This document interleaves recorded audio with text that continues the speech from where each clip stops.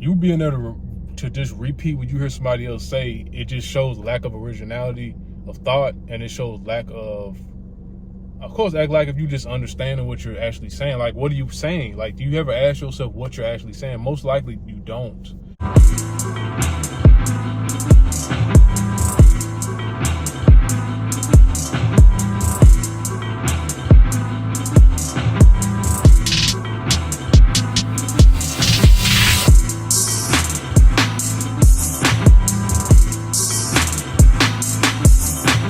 What up, y'all? Hope y'all can hear me. Anyways, yeah, I had to stop at the store because I figured, they had some yellow watermelon. They sell that schnooks now. I had to try this. If y'all don't know, my extroverted sensor makes me want to try different foods. So I like trying out food. I'm not a picky eater. I can eat anything except onions. So it's like, I have never tried yellow watermelon before. I don't know. It's weird they selling that schnooks. Maybe I'm late, but who knows? Anyways, before I cut this up, before I take this inside, cut it up, eat it, I want to talk about, okay, this is a problem I see even like people who are knowledgeable about Myers-Briggs do this a lot. And I mean, I guess it could be a valid thing to talk about. So if you're at your point where you'll learn about Myers-Briggs, this is something to look out for. This will give you a more holistic understanding of Myers-Briggs. So I'll tell you one thing: a lot of people learn about functions and then they forget some of the things they learning. They forget to ask themselves, like, say if they learn about certain cognitive functions and are looking at a description, or they hear somebody say that, I'm trying to think of an example.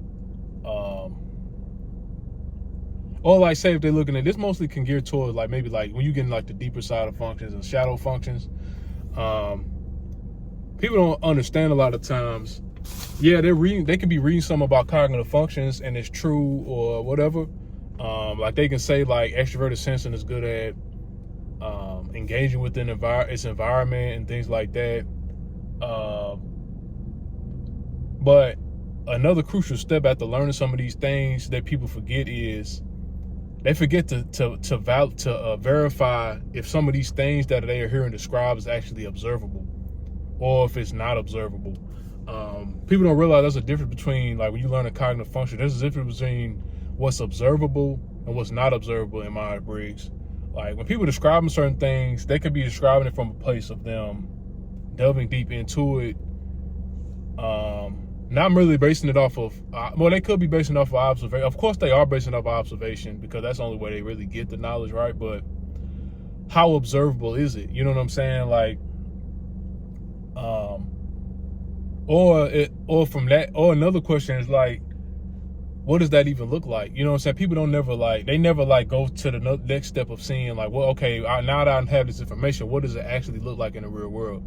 Because at the end of the day, when a person is telling you something about a certain cognitive function or type, they're just describing it the best way they know how to describe it. They're not necessarily telling you what it actually is. You never really know what it actually is until you really think about it yourself or see it yourself. You know what I'm saying?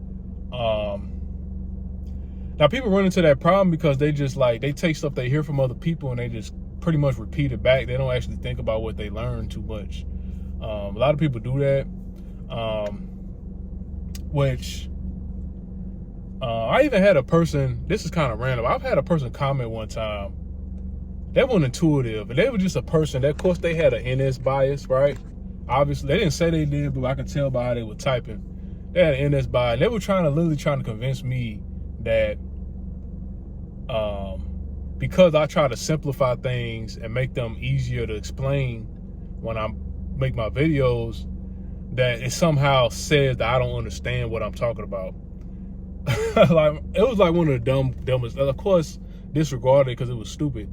But that person was an idiot, of course. But the reason why they were an idiot is because, I mean, I've heard this a few times, mostly from intuitives out here, that even outside of, if we're not talking about Myers-Briggs and the person that isn't intuitive, sometimes intuitives have problems wrapping their head around this. Some intuitive, but not all intuitives.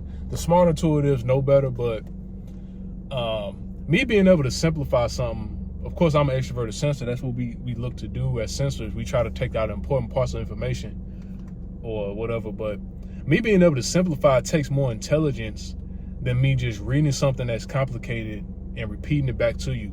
That doesn't take very much intelligence. All it just shows is that your ability to memorize information. If you guys don't know, like, of course, Albert Einstein has a quote. I believe I'm about 90% sure Albert Einstein had this quote. If not, it had, I'm pretty sure it was Albert Einstein. But Albert Einstein said, until you're able to take, this is me paraphrasing it, it's not word for word, of course, but he basically was saying in a quote, until you can take a complicated subject and are able to break it down to a point to where you could explain it to a 5-year-old or a toddler or, whatever, then you don't really understand it.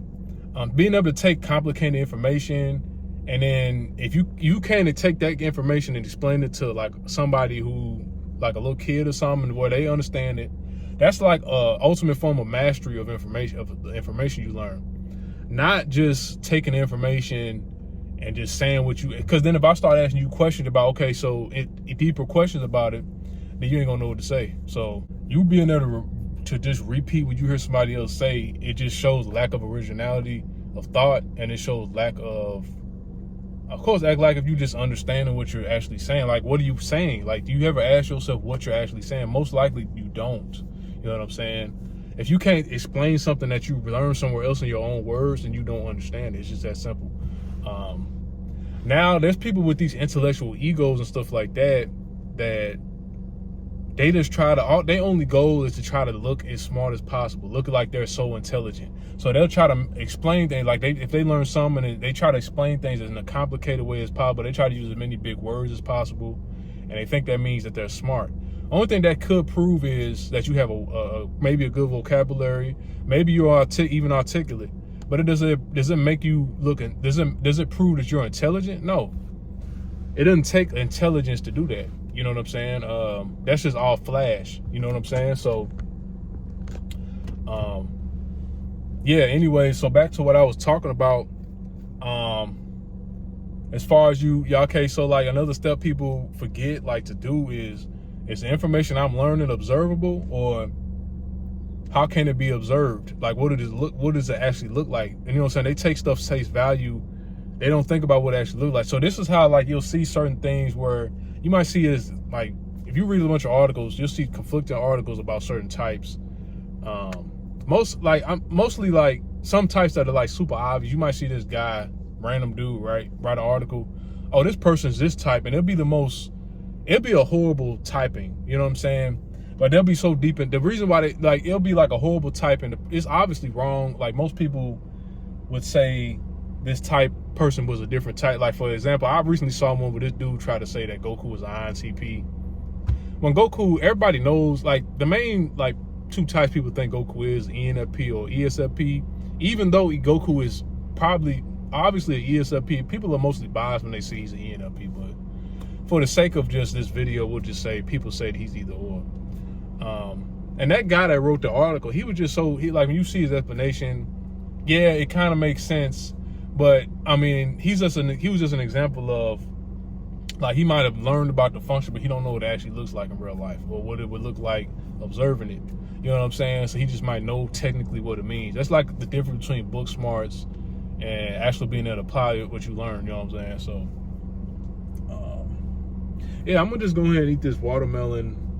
I want to see what it tastes like, and I'm gonna go work out, play basketball, stuff like that. Make sure y'all subscribe.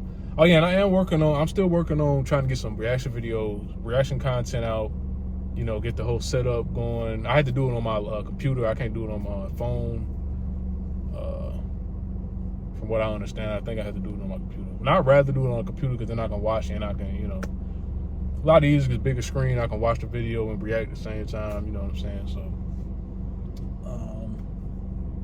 yeah, man. I'm just, if y'all want, I got more stuff coming. Let me know what y'all want to see. Thanks.